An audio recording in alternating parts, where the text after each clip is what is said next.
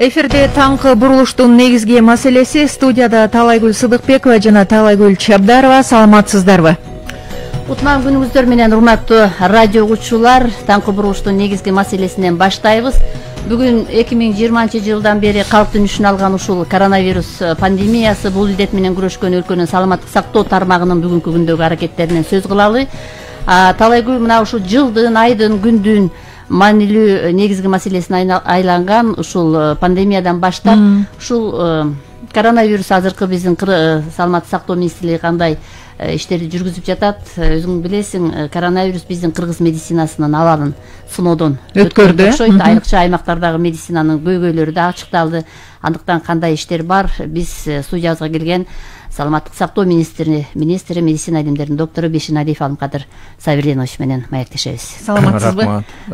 Биздин студиябызга куш келипсиз. Анда алгачкы суроону бере берели. Угармандарын да эсине салып коюш керек. Ооба, 0502 39 21 90, 0312 39 21 90 урматтуу угармандар. Мына ушул телефондор аркылуу өлкөнүн саламаттык сактоо министри Алымкадыр Бейшеналиев мырзага сурооңуздар болсо бериңиздер. Андан сырткары Facebook аркылуу дагы комментарий катары же билдирүү катары дагы өзүңүздөр кызыккан, анан бүгүнкү күндө өтө керек деген, актуалдуу деген суроолорду жиберип койсоңуздар болот. Алгачанда Алымкадыр Сабирденович, ушул өлкөдөгү баягы коронавирус боюнча кырдаалга токтололу. Мына акыркы статистиканы карасак, мындай бир жаңы учурлар катталгандар боюнча мындай азайып баратканы, төмөндөп баратканы байкалат да. Анан сандардын албетте мындай азайып баратканын карап кубанып каласың. Бирок биз дагы деле жана коңшу Тажикстан сыяктуу аларда кайсы бир күндөрү таптакыр катталбай калган учурлар болду. Ошондой күндөргө жетебизби деген суроо туулат да. Кандай дейсиз? Рахмат. Мынакей 2020 жыл кыргыз эли үчүн, дүйнө жүзү үчүн абдан трагедиялуу жылдардан болду. Себеби биз июль айында ушул медицина медиктердин, саламаттык сактоо министерствосунун, өкмөттүн бул жаңы вируска даярдыгы биздики эле эмес, дүйнө жүзүндөгү медицинада даярдыгы болбогондуктан бул кандай оору экен, жаңы оору болгондуктан кандай диагноз кылыш керек экен, кандай этиология, патогенез деп коет, ошолорду кандай болгондугун билбегендиктен башында баардык өлкөдөгү медиктер дарыларда көп ката кетирип алышты. Ошол дарыларны көп ката кетиргендиктен көп жарандарыбыздан биз айрылып калдык.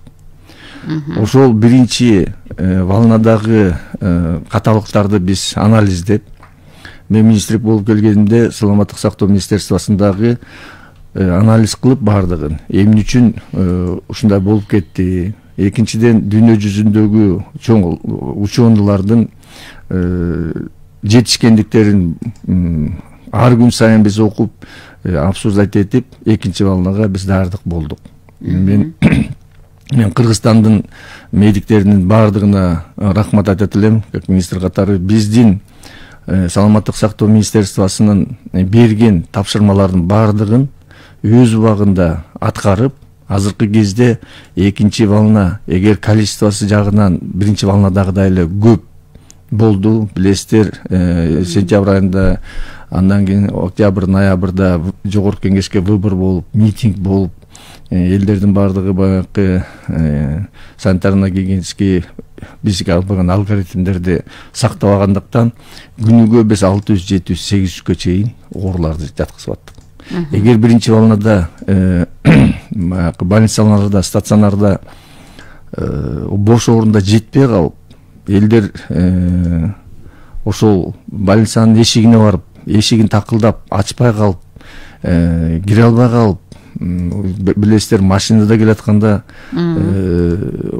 концентраттар жок болуп калып, дем жетпей, аба жетпей өлгөндөрдү да биз көрдүк. Ошолордун баардыгын көрүп, дары-дармектер жетпей,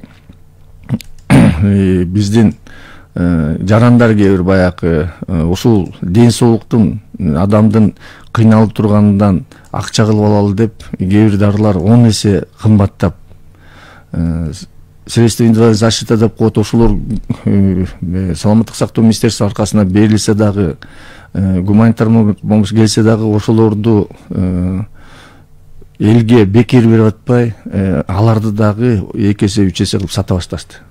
Ошону баардыгын биз анализдеп туруп, экинчи волнада байкап турасыздар, баардык өлкөнүн аймагында, больницаларда, стационарда бош орундар туруп атат. Азыркы кезде дагы ар бир аймакта жок дегенде бир 100дөн 200дөн, мынакей бүгүн эртең эле мага Бишкектен беришти, 400гө жакын бош орун бар. Эч кимге биз ПЦР тест менен, ПЦР тести жогу, клиникасы бар болсо отказ бербей күнү түнү биз жаткызып аттык. Ошондой эле дары-дармектердин запасын бир 4-5 айга жеткирип койдук. Средственный защитаны аны дагы 5 айга жеткирдик. Эгер биринчи волнада биздин докторлар баатыр болуп, эгер мен айтып жүрөм, Улат Амекең согушта аталарыбызды согушка жөнөтүп атканда айылдагы болгон 5 атарды берип, ошо 5 атар менен барыптыр. А биз болсо бул вирусту андагы баягы тиги жерде фашист немисти биздин чоң аталарыбыз көргөн экен.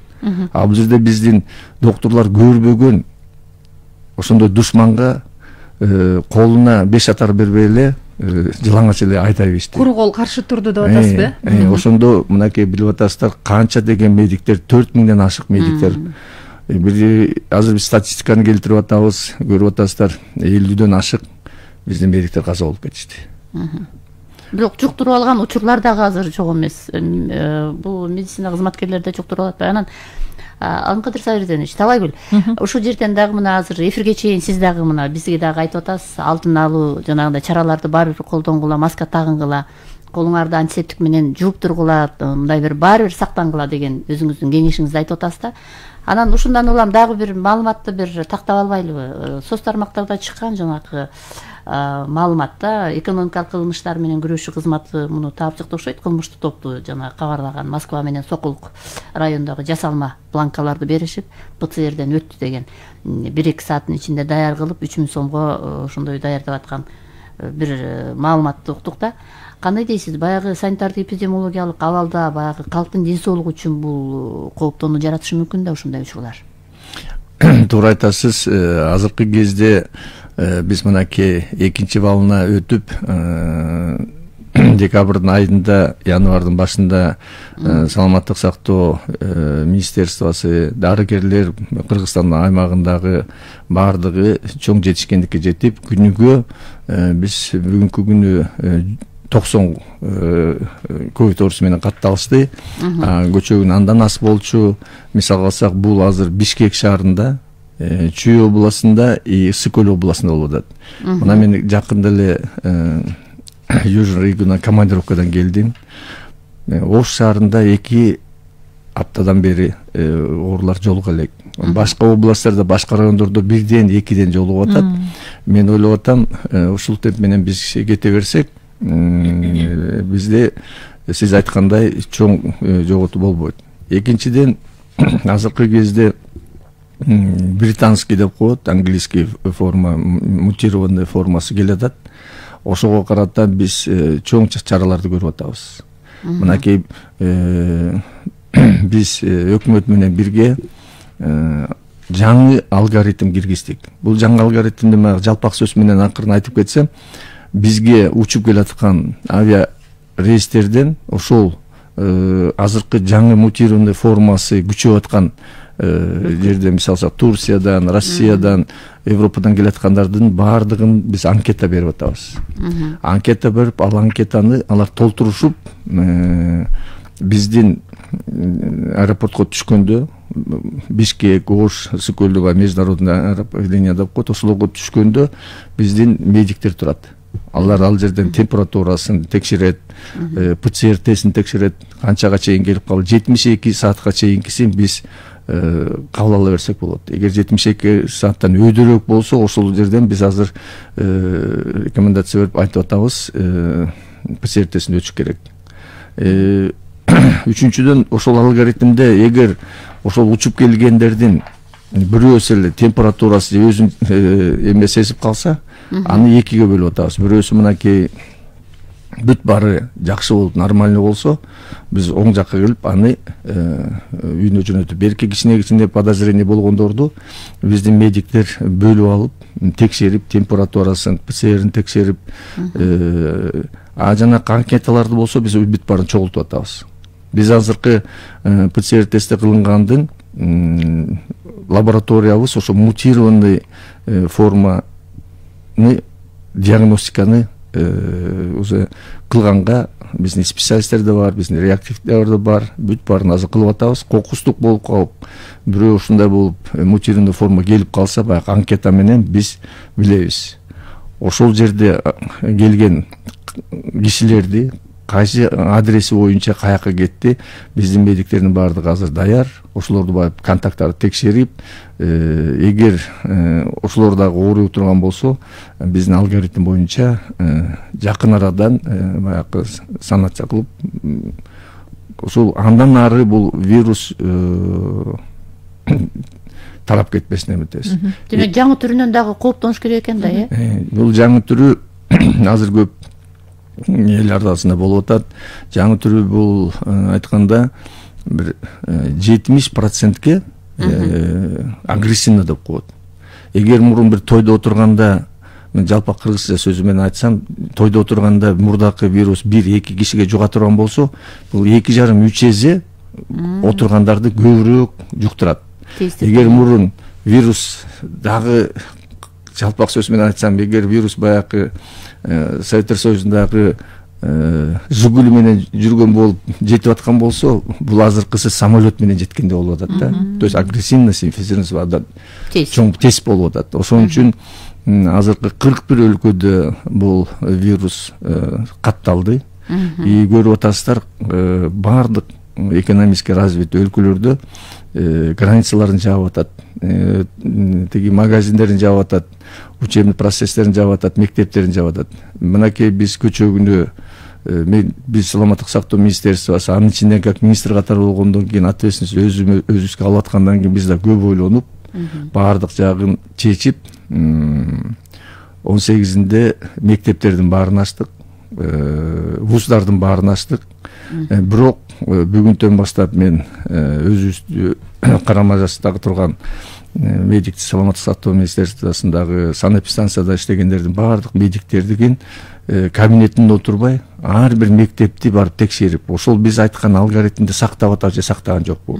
Эгер сактабаган болсо, бүгүнтөн баштап биз штрафтар сала баштайбыз. Эгер ошол эле бойдон ары кетип аткан болсо, ошо директорлорду, ошол жердеги акимдерди алар жооп берет. Аймактагы местный баягы кеңештин чоңдору жооп берет. Ошолорго биз дагы биринчилерден болуп, мынакей өкмөт менен сүйлөшүп, штрафтар салып, эң эле болбогондо андан кийин несоответствующий деп жумуштан алганга. Эгер ошондой болуп, андан арыда кетип баратса, ал мектептерди, вуздарды жапканга чейин барабыз. Себеби элдин ден соолугу, элдин бизге өмүрү абдан кымбат. Алымкадыр Сабирдинович, мына пандемия менен учурунда COVID-19 менен күрөшүүдө Кыргызстан өз эле эмес, башка өлкөлөр менен да биргеликте канча мындай өз ара кызматташуулар болуп атат. Өткөн жылдын декабрь айында мына Кадамжайда 200 орундуу оорукана ачылды. Буга дагы андан сырткары сиз ошол декабрда анда дагы Кыргызстан менен Россиянын ортосунда өз ара бир мамилелерди жөнгө салуу боюнча Россиянын саламаттык сактоо министри менен жолугуштуңуз. Ал эми Кадамжайдагы ооруканага дагы ошол жардам болгон деген маалыматтар айтылып атат. Ошо биргеликте өз ара кызматташып ооруну жеңүү багытында министрликтин аракеттери кандай болуп атат? Мен министр болгондон кийин чоң Стамбулда өткөн түркязычный саммитке катышып келдим. Ал жерде президент өзү Речеп Эрдоган катышты. Ошол жерден биз ар бир министр менен жолугуп 4 күн ичинде кандай бири-бирибизге жардам бере алабыз, кантип ушул ковид оорусу боюнча биз күрөшө алабыз деген маселелерди көтөрүп, ошол жерде мен дагы сурандым ар бир өлкөлөрдөн. Эми үчүн дегенде биз эмеден кийин 4-5 баягы жогорку кеңештин выборунан кийин билесиздер, көп башаламадык болгондон кийин анын үчүндө Кыргызстандын бюджетинде акча жок болгондуктан биз кантип ушуна чыгабыз деп мен баарын айтканда бүт бардык өлкө, кошуна өлкөлөрдүн бардыгы ошол жерде жүргөн ВОЗдун генеральный секретары по европейским частным деп коет. Хан Крюге деп мен кайрылсам, алар айтышты, биз силерге жакын арасынын ичинде гуманитардык помощь беребиз. Ошондун айынан көп өтпөй эле бизге ВОЗдон чоң гуманитарный помощь келди. Бул деген дары-дармектер, средства индивидуальной защиты. Ошондой эле Казакстандан 400 бизге ИВЛ аппарат деп коет портретинде. Ошол келди. 2 миллион маска келди, дары-дармектер келди. Турциядан бизге да чоң жардам келди. Азыркы кезде Турцияга мынакей 10 миллион доллардык бизге мобильный клиника берип атат. Бул диагностический бар, компьютерный томографиясы, УЗИси бар, бүт бардыгы бар. Кайсы жерде ачак болуп калса, ошол жерге мобильный клиника барып, ошол жерде өзүнүн врачтар жата турган условиясы менен, балалар көрүп жата турган условиясы менен бизге клиника берип атат. Көчмө клиника экен да, көчмө клиника. Ошондой эле мынакей сиз айтып кеткендей, Россияга барып, Россиянын саламаттык сактоо министри Михаил Мурашко менен сүйлөшүп, көпкө чейин аны менен алар дагы бизге чоң жардам берген атат. Себеби биз Россия менен жакын өлкө болуп, биздин мынакей мигранттар канча деген миңдеген мигранттар аякта жүрөт. Ошол вопросторду да биз ошо кантип биздин мигранттар, жарандар Россияда жүргөндөр дарыланат деген чоң вопрос боюнча да биз обсуждать эттик. Акырында бизге алар ПЦР тестин 200 000 ПЦР тести берди, ага чейин берген. Эң чоң вопрос бул биздики азыр вакцина. Кыргызстан өзү вакцинаны чыгара албайт. Ушу вакцинадан дагы азыр сөздү баштайбыз. Бизде бир угарман күтүп кабыл алып коелу. Кабыл алып саламатсызбы? Алло, саламатсыздарбы? Угуп жатабыз сизди. Саламатсыздарбы, Талайгүл айымдар. Урматтуу министр, салам алейкум, атым Жылдызбек. Кече жакында сиз Санжарга чыкканда мен суроо бердим эле, сиз айттыңыз региондорго барып келем деп. Мына кандай жакшы барып келдиңиз, региондордо акыбалдар кандай экен? Чын ушул биз дагы региондордо дагы больницалар жетишсиз да өзүңүз билесиз. Анан айта турган нерсе, мен Жалал Абадта болдум. Пандемия бизде ооруп баштан өткөнүн айтып атам. Пандемиядан алдын мен главврачтар менен да жолугуп, кандай кислород жетишпей. Рахмат элибизге, волонтерлорго, рахмат ушу дарыгерлерге мен таазим этем. Анан айтайын деп, урматтуу министр, ушу сөзсүз түрдө кызыл зонада иштеген биз медициналар кызматкерлерин 200 сомдон 200 миңден бери мен ушуларды бир көзөмөлгө алып койсоң, сөзсүз түрдө биз эгер буларга ушундай мамиле кыла турган болсок, эртең бизди эч ким дарылабай коет. Анан экинчи айта турган нерсе, мына телевизорлордон айтып атат, дагы башкача вирустун түрлөрү келе жатат дейт да. Биз ошого азыркы күндө даярбызбы? Ошондой өзүңүздүн көз карашыңыз болсо, азыр сизге кыйын болот, түшүнүп атам, 30 жылдан бери жирип калган нерсени сиз да аракет кылып атасыз. Бирок ошого даярбызбы? Анан айтсаңыз, ушул медициналык жагынан мына Россия менен сүйлөшүп атасыз, ушундай оборудованиялар, жолусунда аппараттар дейбиз, ушулар жөнүндө дагы Турция башка мамлекеттерден да бизге жардам келүүдө ушул жөнүндө сүйлөшүп атасызбы? Анан кийин ушул сиз жакшы айтып кеттиңиз, мына мектеп ачылды да, биздин корконубуз мына сиз да күбөсүз, мына Салайкүл айым сиздер да билсеңиз керек, мына карантин маалында деле тойканалар токтогон жок да. Мына жашырганда эмне, 3000 деген штраф бул эмне шермендеди. Орну дарылардан мурун орну алдын ала билген жакшы да, урматтуу министр. Мен ойлойм да сөзсүз түрдө ушу администрациялар менен жергиликтүү бийликтер менен чараны катуураак колдонуп, үчүн эмес, керек болсо жаап салыш керек. Мен ал кичинем бир адамдын кызыкчылыгы эмес, биз баарыбыз отурганда кээде сактабайбыз да, биз өзүбүздү сактабайбыз. Күнөөнүн көпчүлүгү бизде. Базар корос башка корабыз, анан айтып эле да тересинактардан маска деле кылбайбыз, кичине биз ооругандан кийин унутуп калат экенбиз да. Мен ойлойм да ушуну биз көзөмөлгө алып койсоңуз, ишибизге ийгилик. Дагы бир суроо бар, Убакыт тез эле өтүп кетет. Дагы бир суроо бар. Суроону кыска так берип коюңуздар. Бир эле суроо берем. Айтыңыз. Айта берейинби? Ооба, айтыңыз. Аксырында мен терменде. Мына министр азыр өзүнүн жолун берип, кайра артына сүйлөп атат да. Бүт эме европейский страндарда жаап атса, бизде ачып атыр, кыйратып койгонсуң. Өзүбүздө акча жок, штан жокпуз. Дарыбыз жок, вакцина жок. Ушуга да жооп берип койсуңчу мага. Макул, рахмат. Мен азыр Санжар эмесинде мен өзүм мына 3 ай болду министр болгонума. Суббота, воскресенье күнү мен обязательно региондорго чыгып, азыркы кезде ар бир аймакта 3-төн 4 жордон болдум. Кээ бир дарыгерлер айтат, биз деген 30 жылдан бери министрди көрө эле элек дейт. Мен ар бир аймакка барып, ар бир больницанын абалы менен таанышып, ошол жердеги врачтардын абалын кандай иштеп аткандыгы менен таанышып келдим. Мынакей азыркы кезде Жалал Абад, Ош, Баткен областтарында болдум. 2 чоң жыйын өткөрдүм, врачтардын баары менен жолугуп, ал жердеги абалдардын баардыгын көрүп, билесиздер, оптимизация дегенди биз баштаганбыз. Ошол азыркы биринчи биздин инче айтып кеткендей 30 жылдан бери реформа кылып келатышып, 30 жылдан бери бизди саламаттык сактоо, Советтер Союзунун саламаттык сактоо системасын жокко кетирип коюштур. Биз ошого баягы азыркы кезде эркти алып, өзүмө ответственность менен өзүм алдым. Эмне үчүн дегенде азыркы көп баардыгы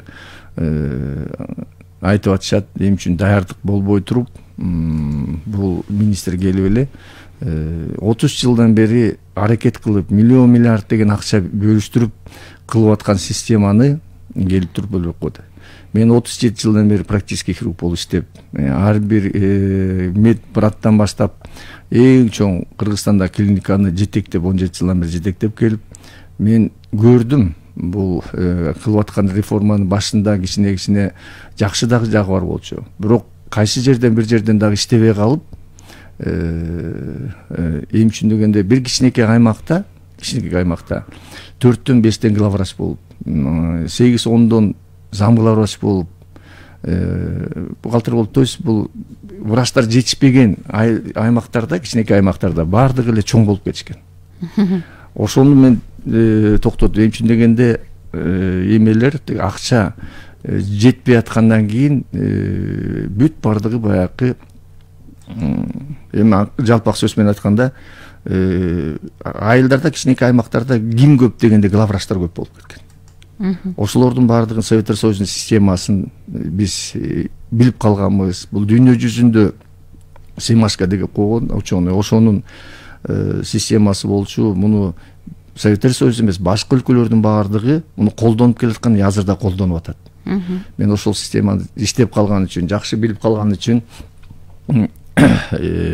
ошолго келтирип, азыркы кезде 98% биздин медиктер, элдердин баардыгы биздин азыркы реформаны колдоп атат. Себеби пандемияда биз көрдүк. Эң кызыгы, пандемияда кичинекей аймакта 4 главврач болуп, бирин-бири укпай бейтап кыйналды. Себеби ошол жерден эле керек болгондо стационардан орун ача коюш керек болчу, а ССМдин, ГСВнын, территориальный больницанын директорлору бирин-бирин укпай, ар бир өзүнө хозяин болуп, ар бир эметилип калган. Азыркы кезде биздин реформа боюнча ар бир аймакта, кичинекей аймактарда бир эле главврач болот. Ошол биз баардыгына жооп берет. Ошондой системага алып келип атабыз. Бул эми мен өзүм приказымда кол коюп, Кыргызстан боюнча абинтети койдук. Көчөгүн Всемирный банк, международный банк эмелер менен онлайн мен конференция өткөрдүк. Алар мага биз деген момундай кылып аттык, эмне үчүн сен мына кылдың, эт пайтап мына кылсаң болмок деген дейт. Андай кыргыз менталитетине андай жакпайт эле. Мен ачык эле айтып койгом, себеби азыркы кезде 2% медиктер чыгып депутаттарга звонить этирип, акимдерге звонить этип, губернаторго звонить этип аткандар, мен кыргыз элине айтып коерум. Булар баягы кучактап, эчтеке кылбай эле кучактап жаткан главврачтар өзүнүн креслосунан бошоп калып, өзүнүн шоферунан бошоп калып, өзүнүн ошо тээп жүргөн машинесинен бошоп калып, бекер бензин алып той-тойлорго жүргөн главврачтар азыр жөнөкөй барып өзүнүн специальности боюнча иштеш керек. Ал аймактарда специалисттер жок болуп калды. Баардыгы эле главврач болуп кетишкен, чоңдор болуп кеткен. Этап менен өткөрүүгө убакыты аз да, Жок, убакыты аз болгондон дагы биз өзүбүздүн дагы кайтары менталитет боюнча меникин токтотуп коюшмак. Анын үстүнө ачыгын эле айтып, Минздравдагы өзүмдүн дагы көбү билбей калды. Себеби мен өзүм команда менен 8, 9, 10, 11 баштап бирден машина ичинде бүтүрүп калдык. Мен ойлогом, журналисттер дагы, силер дагы баарыңар президентский выбор менен ошо менен алек болуп атканда мен өткөрүп алышым керек болчу. Потому что баштаганда эле бир областтан баштаганда эле журналисттер келип басып калмак. Ошону билип, экинчи жообун бергеним Аксакалды Аксыдан суроо берип аткан себеби бул чечимге келиш үчүн мен жооп берем да. Ошон үчүн мен көп ойлонуп туруп акырында чечимде келдик. Школдорду ачыш керек, вуздарды ачыш керек. Себеби 7-8 айдан бери билим алуусу абдан ылдыйлап кетти. Башка өлкөлөрдө эгер ар бир балада соткасы болсо, компьютери болсо, биздин аймактарда 4 же 5 үйдө окуучу окуп аткан болсо, бир соткасы бар. Ал кимисине жетет? Экинчиден, биздин бүтүрүүчүлөр мынакей 8 айдан бери экзамендер келатат, бүтүрүп, алар дагы өзүнүн астына койгон максаттары бар, жетиш керек. Үчүнчүдөн дагы жакшы айтты, тиги той ашканалар. Биздин экономиканы жаздын башталышында жаап коюп, кандай гана кыйынчылыкка келдик. Акчасы бар өлкөлөр тойканаларын жаап коюп, ошо адамдарга компенсация деп коет, акчаларды бере башташты. Бирок бизде анда акча жок болгон үчүн биз азыр жаап койсок, анда биздин элибиз өзү эле тиги маскасын кийбей эле балдарын, семьясын багыш үчүн көчөгө чыгат. Ошону биз контролдоп, ошо жагын карап туруп дагы азыркы кезде бардык жерге биз уруксат бердик. Анан жанакы эң эле көп сөз бул компенсация болуп атат. Мен министр болуп келгенде 101 деме киши медиктерге эле 200 миңден берилиптир. 4-майда бул приказ чыккан экен. Мен 10 комиссиядагы медиктердин баардыгын бир жерге чогулттум. Өзүм приказым менен аларды алдым дагы 2,5 миңден ашык документ түшкөн экен. Баарын алып барып туруп 15 күн эч жака чыгарбай жаап койдум. Бул өзүмдүн баягы решением, эрк решением болуп бүтүргүлө дедим. 1-январга биз ошол компенсация боюнча бүтүрдүк. 1337 кишиге 200 миңден төлөп бердик. 32 бейтап каза болгондорго 1 миллиондон туугандарына төлөп бердик. 250 адам дагы 200 миңден алат. Аларга мынакей биз өкмөттөн акча сурадык. Акчаны азырмаке бизге берген атат. 250 киши дагы 200 миңден алат. 11 январда биз өкмөттүн распоряжениясын алдык. Биз киргизген распоряжение өкмөткө да рахмат, колдоп берди. Азыркы ооруп калган медиктер ошол өзүнүн аймагында комиссияны түзүп, ошол аймагында карап туруп, ошол аймактагы 75 миң сомдон берет. Вакцина жөнүндө сурайын деп атам да, мына Европада деп атабыз да, өзүнүн мындай бир натыйжасын көргөзө алган жок. Жанакы Pfizer вакцинасы, мисалы Норвегияда өлүм учурлары катталды, кечээ эле маалыматта айтылды, Талайгүл. Израилде 13 адам шал оорусуна чалдыгып калганын жазып чыгышты да. Вакцина алгандан кийин. Анан ошол учурда бизде социалдык тармактарда муну дагы мындай бир талкууга алып атышат. Ушундай вакцинанын документин Кыргызстан эмнеге таанышып жатат, бул эмнеге мындай убактыларын атуулуп кечээ күнү биздин радиого дагы, радиоклиникадагы телефон чалды да. Анан өзүңүз билесиз, Алымкадыр Сабирдинович, Россияда азыр массалык түрдө эмдөө башталды да. Анан ушуга байланыштуу вакцинация бизде качан мындай бир даярдыктар? Эми биз өзүбүздүн ушул жашообузда баарыбыз билебиз. Ушуга окшогон ковидке окшогон инфекция оорусу абдан көп жолуккан. Холера, чума деген биз телевизордон көрүп калганбыз, канча деген элдер өлүп кеткен. Ошондо бул ооруну жеңиш үчүн баардык адамдар вакцинация кылган. Ошондой эле бул ковид оорусу бизге көп жылга келди. Көп жыл бул биздин жаныбызда, биз менен жашап жүргөндө жаныбызда жүрөт.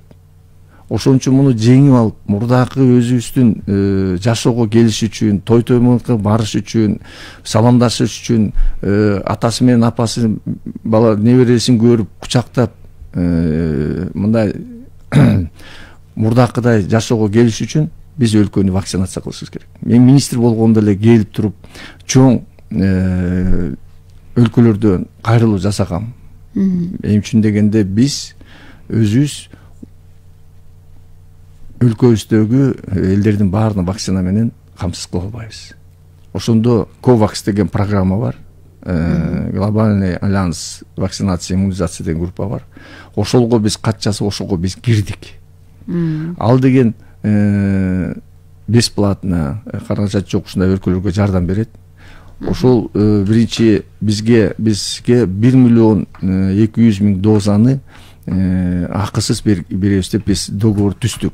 Бирок ал жерде 8 вакцинанын ичинен бизге Pfizer деген вакцинаны беришти. Биз азыр дагы мынакей бүгүн дагы мен ошол альянс менен түштөн кийин сүйлөшөм. Мүмкүн башка вакцина беришкен. Себеби Pfizer деген жакшы вакцина, бул американский вакцина. Бирок муну алып келип элге жеткизип кылганга чейин 70 холодовой сеп деп коет, 70 градус минус градуста кармап туруш керек экен. Андай холодильниктер бизде жок. Ал жараксыз болуп калышы мүмкүн турбайбы? Жараксыз болуп калат. Көбү азыркы кезде ушуга такалып, Европада өлкөлөрүндөгү бай өлкөлөр ушундай холодильниктерди сатып алып туруп коюп берип атат. Биз дагы Министерство финансовго кайрылдык. Холодильниктен бергиле деп, канча дегенде биз ошол чоң эле шаарларга, чоң эле областтарга, центрге коюш үчүн $2 миллион керек экен. Андай акча бизде бюджетте жок. Ошон үчүн биз азыр дагы COVAX программасына кирип бүгүн кайрылалы деп атабыз. 8 эменин тиги вакцинанын. Бирок эң жаманы ошол COVAX-тын программасынын ичинде Россиянын 3 вакцинасы кирбей калыптыр. Биз ошон үчүн Россия менен сүйлөшүп, Владимир Владимирович Путинге биз кат жөнөттүк, өзүбүздүн спикер президенттин атынан 500 миң дозадагы вакцина сурадык. Мен министр, Россиянын министри Мурашко менен сүйлөшкөндө алар макул болду. Жакын арада бул сунуш чечилет. Алардын эмеси боюнча, вакцинасы боюнча 2 градустан 20 градуска чейин холодовой септе сактала турганы бар экен. Ал холодильниктерди биз кээ холодильниктер бизде бар экен, өзүбүздүн мурдакы башка вакциналар, мисалы алсак грипптен, пневмококтон, гепатиттен сакталган холодильниктер бар экен. Бирок жетишсиз экен. Биз азыр Министерство финансовдон дагы акча сурадык, алар бизге берген атат. Ушул вакцина менен биз алсак, мен ойлоп атам, даярдык жүрүп атат. Россияныкына? Россияныкы. 2-3 айдын ичинде биз алып келип калабыз. 2-3 айдын ичинде вакцинация кылабыз. Зайырбек Акматов деген ошол саламатсыздарбы? Вакцина боюнча Россияныкын мактап жатышпайбы дейт. Демек, ал боюнча да сүйлөшүүлөр жүрүп жаткан экен. Ал боюнча да сүйлөшүү жатат. Мен могу жакын арада кайра ошол Россияга же барып келем, же болбосо онлайн биз сүйлөшүп, уже ала баштаганга эметебиз. Бирок биз эч кайсы вакцинаны ала элекпиз, өлкөгө алып келе элекпиз, бирөөнү дагы. Алып келе элекпиз. Дебек, анткени бул абдан чочулатып атат да жанагындай маалыматтардан кийин. Анан Алымкадыр Сабирденович, мына жана биз айтып атпайбызбы, мына пандемия келди, коронавирус илдетинен дагы кутулуш үчүн дагы бир убакыт керек окшойт. Санитардык дарыгерлердин жетишсиздигин дагы бул көрсөтпөдүбү пандемия? Негизи эле кайсы бир учурларда мындай бир анализдерди сиздер алып алдыңыздарбы? Боадистер жетишпейт экен, мына пулмонологдор жетишпейт деп чыктык.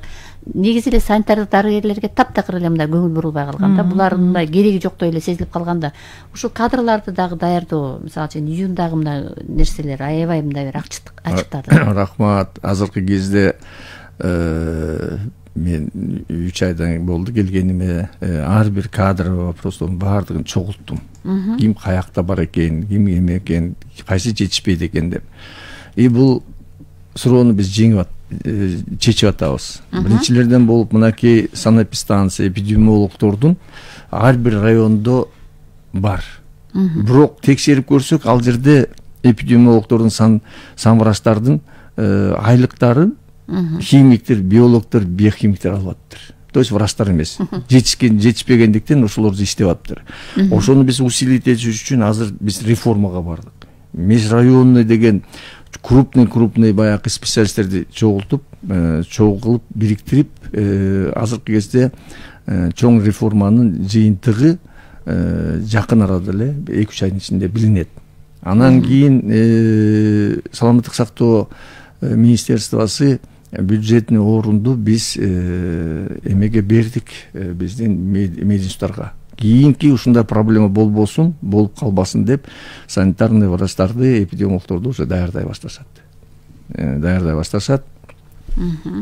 Ошол жагын дагы биз чечип кеттик да. Байланыш үзүлүп калды окшойт. Бизде Facebook пайдалануучулар берген суроолор дагы бар, аларды дагы окуп коелу.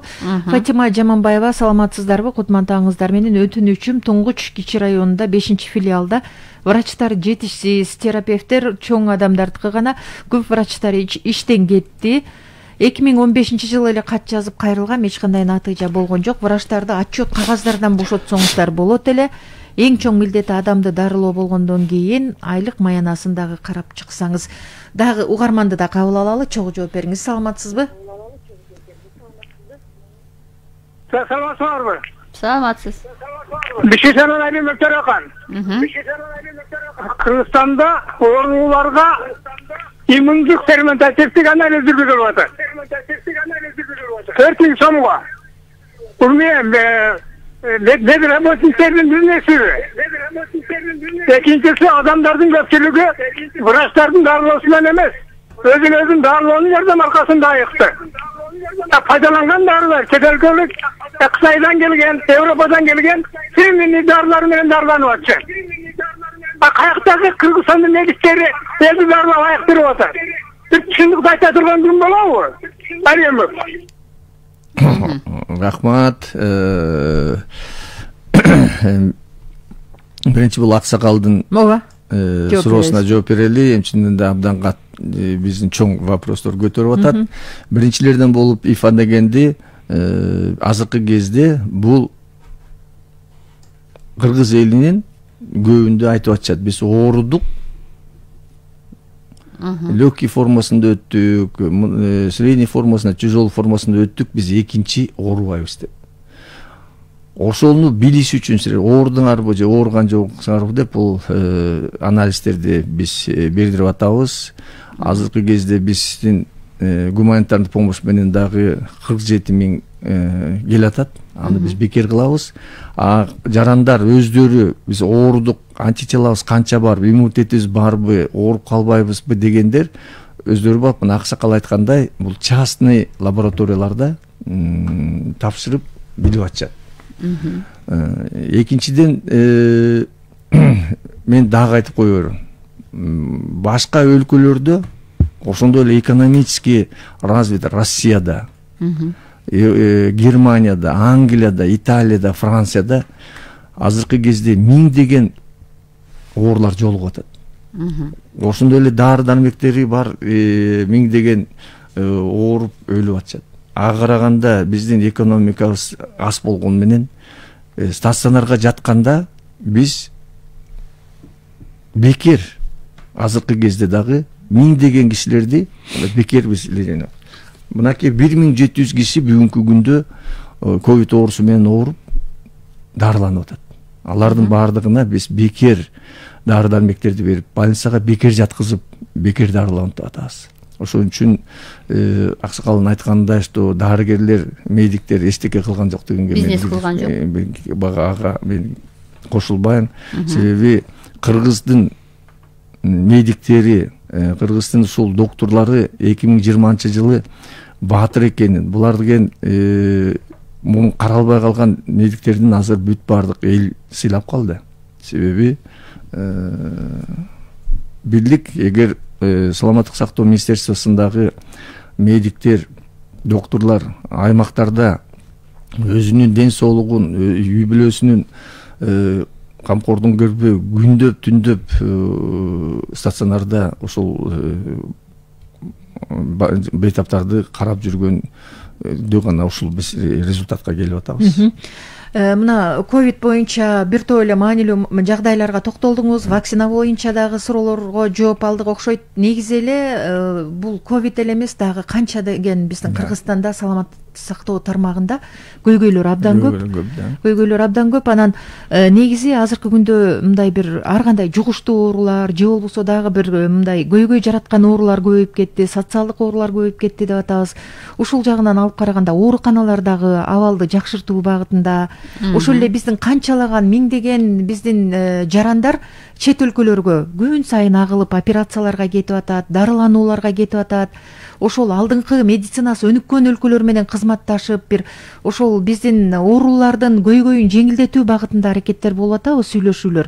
Мына кыргыз-түрк ооруканасы ачылганда бир топ бир үмүт пайда болду эле көптөгөн биздин жарандарда.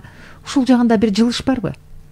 Эми мен как ученый катары, профессор катары көп жылдан бери медицина иштеп жүрүп, көп конференцияларга катышып, көп өлкөлөр менен өзүмдүн катнаштарым бар. Ошолорду пайдаланып, азыркы кезде ар бир өлкө менен мен сүйлөшүп, кантип биз өзүбүздүн системаны оңдоп кетебиз. Экинчиден айтарым, мен тиги ар бир проблемаларды медицинадагы мен өзүм жакшы билем. Мисалга алсак, сиз айтып кеткен ар бир тиги оору боюнча өзүмдүн мен программам бар. Кудай буйруп мени дагы иштетишсе, ошол программаны бир 6 ай, 1 жылдын ичинде мен көрсөтүп алат элем. Сиз айтып кеткен кыргыз-түрк дружба клиникасы 12-жылдан башталган. Ошол кездеги түзүлгөн баягы договорлор кичине туура эмес түзүлүп калган. Мен биринчи саламаттык сактоо министрлигине келгенде эле ушул жагын баштадым. 2 жолу алардын биринчи жолу өзүм барып Стамбулда президент менен, министри менен, депутаттар менен сүйлөшүп келгем. Бияка келгенде мынакей шайлоо убагында ошол жактан көп депутаттар келди. Эмне үчүн дегенде, ал жерде биздин бияктан ратификация жогорку кеңештен өткөн, тияка барып токтоп калган. Эмне үчүн токтоп калганын дагы биз билебиз. Ошонун баардыгын мен чечтим. Кудай буйрса, жакын арада, эч кимге айтпай турсак, 26 январда ошол ратификациялагы жогорку Турциянын парламентинде каралып, ошол жерден голосование берет. Биз ошол депутаттардын 2 тиги группасы бар экен, ошолор менен биз сүйлөшүп, азыркы кезде мукташтыкка болуп турганда бизге жардам бергиле, ачкыла десек, ошол бизге келген, шайлоого келген депутаттардын баардыгы макул болуп, жакын арада ратификация болуп, алар болоор менен мен эртеси күнү барып саламаттык сактоо министри менен сүйлөшүп, Кудай буйрса, бүт баары жакшы болсо, 1-2 айдын ичинде Кыргыз-түрк университети, то есть дружба клиникасы ачылат. Себеби азыркы кездеги заманбап аппаратуралар менен жапталып, ошол биздин жарандарыбыз, биздин медиктердин баягы аппаратуралары же болбосо опыттары жетпей, специалисттер жетпегендерди биз көп эмелерди башка өлкөгө жөнөтүп атабыз. Алар менен договор түзүп атабыз. Мына Турция менен түзүлгөн 150 жылынан 150 эң оор мындай каражатта көп кете турган ооруларды ошолор алып бизге операциялык жардам берип бекер кылып атат. Азыркы кезде Кувейт, Катардан келген чоң уюмдар менен биз сүйлөшүп, алар дагы биздин жарандардын эмеси каражат жок болгондорду алар төлөп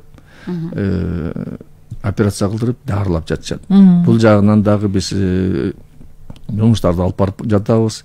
Жана сиз айтып кеткендей, башка оорулар ковид убагында, биринчи балнада, экинчи балнын башында биз көп жерди, больницаларды жаба калып, ушул ковид оорусуна ача калдык. Ошол кезде башка оорулар үйлөрүндө дарыланып, жакшы эме албай калган. Ошонун баарын биз ойлонуп туруп, өкмөт, биздин жаңы президент дагы бизди колдоп атат, канча акча керек болсо саламаттык сактоосуна биз ошону табабыз. Кайсы жерде кандай клиника кургузгар келсе, медоборудование боло турган болсо бизге айткыла, биз ошол кылабыз деп. Булардын биринчи мындай жакшы жагы, мен көрдүңүздөр, соцсетте айтып атат, ар бир областка тез жардам канча керек экенин деп, ошонун муктаждыгын бир 2 айдын ичинде мен чечип берейин деп атам.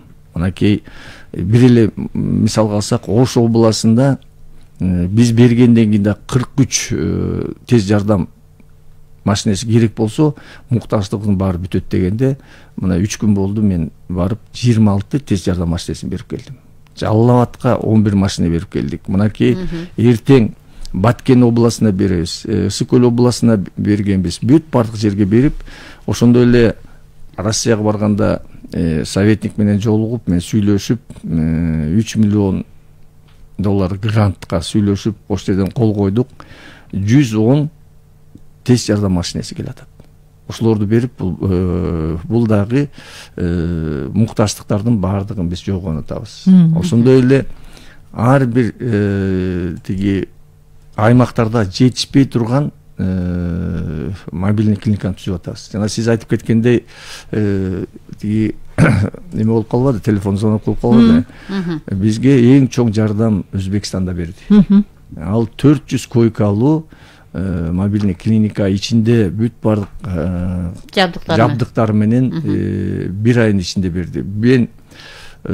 Биз карап туруп, саламаттык сактоо министрлиги карап туруп, ошол мен өзүмдүн тиги биринчи райондорду көргөндө барып, ошол кезде Баткен областында ковид оорусу абдан күчөп турган, Кадамжар району дагы абдан чоң экен, элдер да көп экен, Өзбекстан, ар жактан Тажикстан менен базарга көп келишет экен. Ошону карап туруп, ал жердеги больницанын жетишкин көрүп туруп, ошол жерге 200 койкалуу мобильный клиника куруп бердик.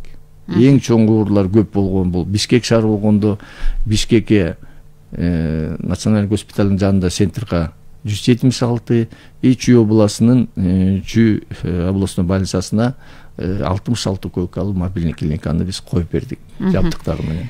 Эми чын эле пандемия бул ушул медицинага өзгөчө көңүл буруу керек экендигин аябай далилдеди окшойт. Алымкадыр Сайырдинович, мына сиз айтып атасыз, азыр бул абдан жакшы экен, демек каржылоо дагы аябайбыз деп атат. Азыр чын эле Кыргыз өкмөтүнүн деги эле мамлекеттин ушул негизги приоритети саламаттык сактоо министрлиги болуп калды окшойт. Саламаттуу сактоо тармагы. Анан бизде калк эмнени каалайт? Аягы убагында сапаттуу медициналык жардам алуу деген. Анан биз ушунун баары мындай жеңилдетип, баардыгы тең ушуга жетели деген бир сценарийди дагы ушу электрондук бир медицина болсо деген бир тилек бар эле да. Ушул жагында абал кандай болуп атат? Биз жетиштирип алып атабызбы ушу? Мынакей биз азыр 1 мартка чейин мен өзүмдүн саламаттык сактоо министрлигинде ошол суроого жооп бере турган адистердин баарын чакырып туруп айттым. Кыргызстан боюнча электрондук здравоохранениени киргизип атабыз. Телемедицинаны киргизип атабыз.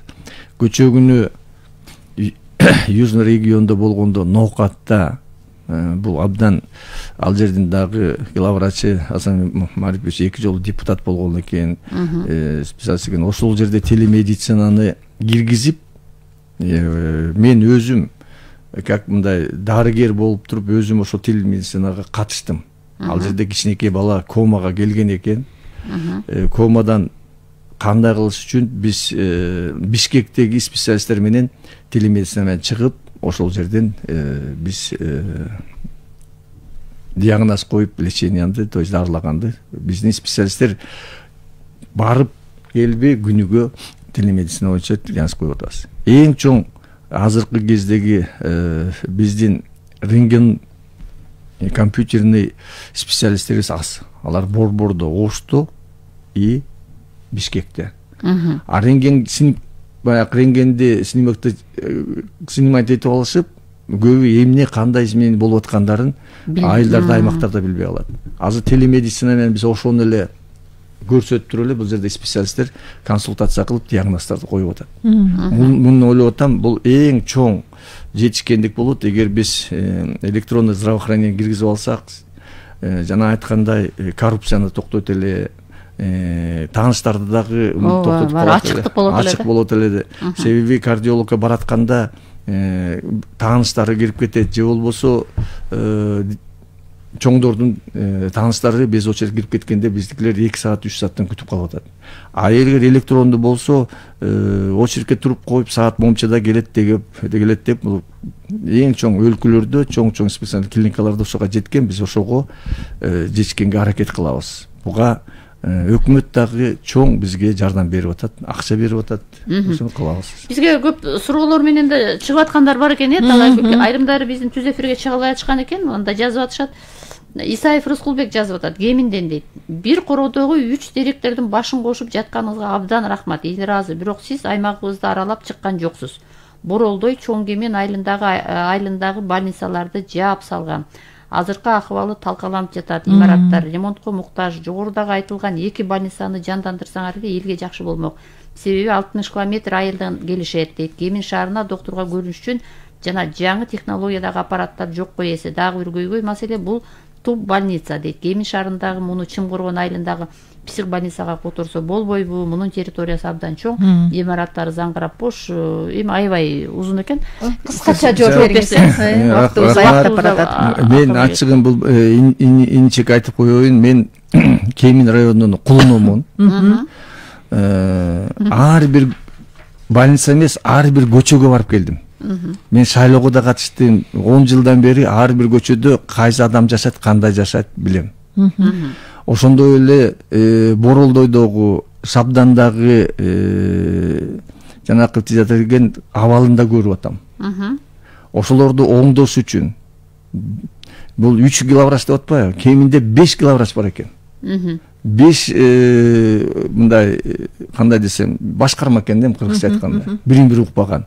Ошолордун башын кошуп, азыркы кезде мен аракет кылып атканыма мен эң өкүнүчтүүсү ошо мен кылган оптимизацияга бүт бардыгы өлкөдөгү медиктердин бардыгы туура көрүп тозуп алышса, өзүмдүн баягы выбордо жүткөн менин оппоненттерим биздин медиктерди Кемин районундагыларды кичине түрткүлөп, ошолор жанакы соцсеттерге жазып чыккандар ушулар болуп атат да. Мен ойлоп атам, бул мага да күч кубат берип, Кеминге кайра барып, бул инчим айткандай, ошо Боролдойдун элин чогултуп, Боролдойдун тиги мурдакы азыркы кезде Боролдой мурун абдан жакшы өнүккөн айыл эле, азыркы кезде көрсөңүздөр бомба түшкөндөй болуп калган. Орловкага да бомба түшкөндөй. Ар бир көчөсүнө барып, ар бир үйгө кирип чыккан мен. Ал жакын жакшы билем. Түшүнүктүү. Эми бизде убакыт аз болот да, талай күн. Эми медиктердин айлыгын сиз кыска убакытта абдан көп жумуш кылыптырсыз, мына айтып отурсаңыз, анан медиктердин айлыгын көтөрүү качан болот деген суроолор көп болуп атат. Мен биринчи болуп келгенде эле, министр болуп келгенде, министрликке баратканда мен макулдугун берерде Садыр Нуркоевичке 4 нерсени айткам. Эгер ошону кылып берсеңиз, мени поддержка кылсаңыз, мен кылам деп. Биринчилерден болуп бул зарплата болчу. Кудай буйрса дагы сүйлөштүм, ушул жылы биз зарплатаны көтөрөбүз. Себеби эң кичинекей зарплата медиктердики бул 5000 экен да. Биз 100%ке көтөргөнгө жогорку кеңеште депутаттар менен өкмөттөр менен баардыгы сүйлөшүп атабыз.